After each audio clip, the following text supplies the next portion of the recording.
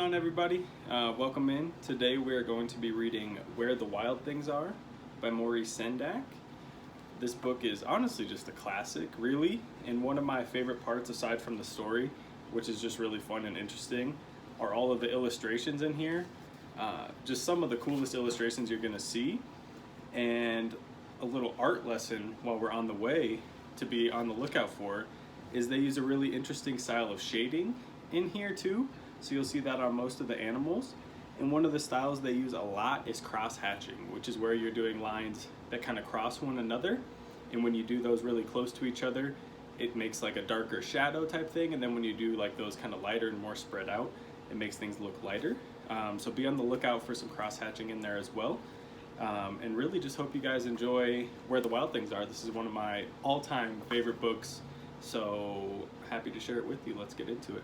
Where the Wild Things Are, Story and Pictures by Maurice Sendak.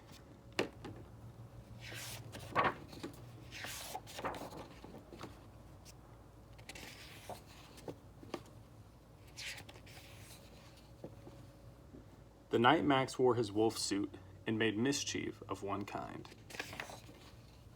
and another,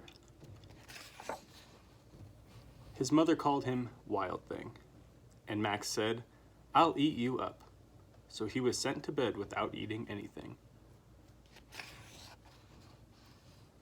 That very night in Max's room, a forest grew.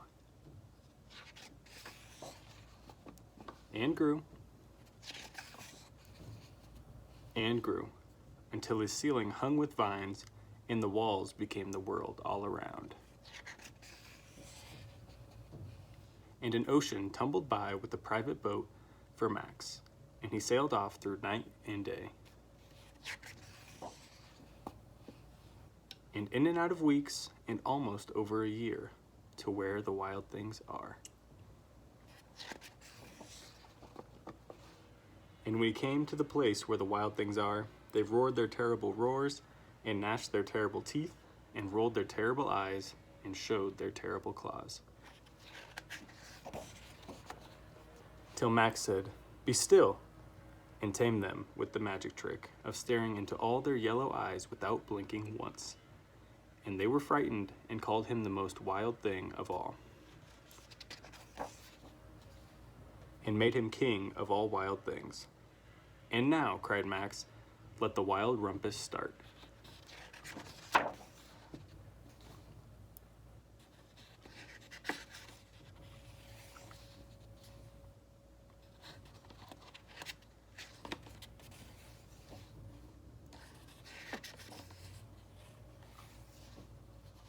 "Now stop," Max said, and sent the wild things off to bed without their supper. And Max, the king of all wild things, was lonely, and wanted to be where someone loved him best of all. Then all around, from far away across the world, he smelled good things to eat. So he gave up being king of where the wild things are. But the wild things cried, "Oh, please don't go. We'll eat you up, we love you so." And Max said, "No." The wild things roared their terrible roars, and gnashed their terrible teeth, and rolled their terrible eyes, and showed their terrible claws. But Max stepped into his private boat and waved goodbye, and sailed back over a year, and in and out of weeks, and through a day, and into the night of his very own room, where he found his supper waiting for him. And it was still hot. The end.